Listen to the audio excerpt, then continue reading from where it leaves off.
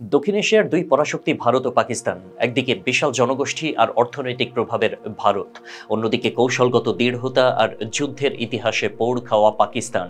এই দুই প্রতিবেশীর মধ্যে বৈরিতার আগুন জ্বলছে স্বাধীনতার পর থেকে।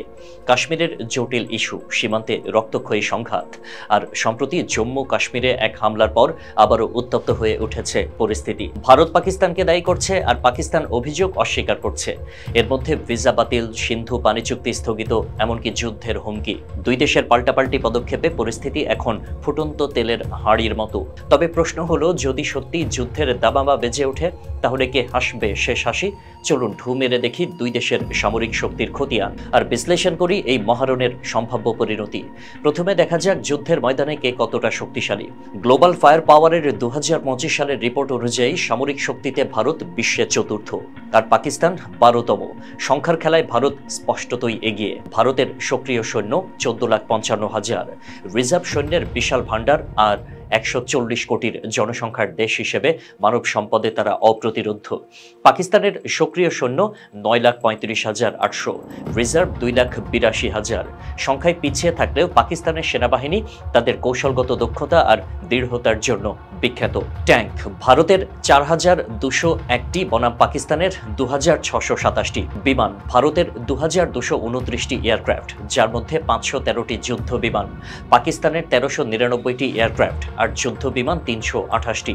হেলিকপ্টার রয়েছে ভারতের 899টি, 80টি অ্যাটাক হেলিকপ্টার, পাকিস্তানের 373টি, 57টি অ্যাটাক হেলিকপ্টার। আকাশে জমিনে সংখ্যার দিক থেকে ভারতের আধিপত্য স্পষ্ট, কিন্তু পাকিস্তানের বিমান বাহিনী, বিশেষ করে তাদের J-17 থান্ডার এবং F-16 বিমান কৌশলগত দিক থেকে বেশ কার্যকর।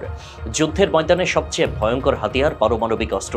ফেডারেশন অব আমেরিকান সায়েন্টিস্টের মতে ভারতের ভাণ্ডারে 180টি এবং পাকিস্তানের 170টি পারমাণবিক ওয়ারহেড। এই অস্ত্রের ব্যবহার যুদ্ধকে শুধু ধ্বংসাত্মক নয়, পুরো অঞ্চলের জন্য মহা বিপর্যয় ডেকে আনতে পারে।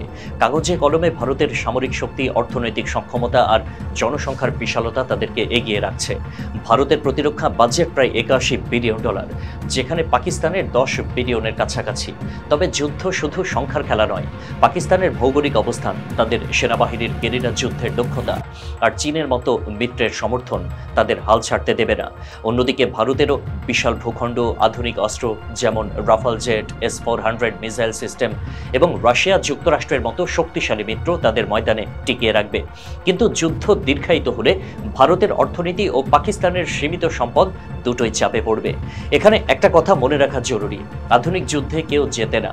পারমাণবিক অস্ত্রের ছায়ায় একটি ভুল পদক্ষেপ পুরো দক্ষিণ এশিয়াকে ধ্বংসের মুখে ঠেলে দিতে পারে। লাখ লাখ মানুষের প্রাণহানি, অর্থনৈতিক বিপর্যয় আর প্রতিবেশী দেশগুলোর উপর এর ছড়িয়ে পড়া প্রভাব, এই যুদ্ধের দাম কেউ দিতে চাইবে না।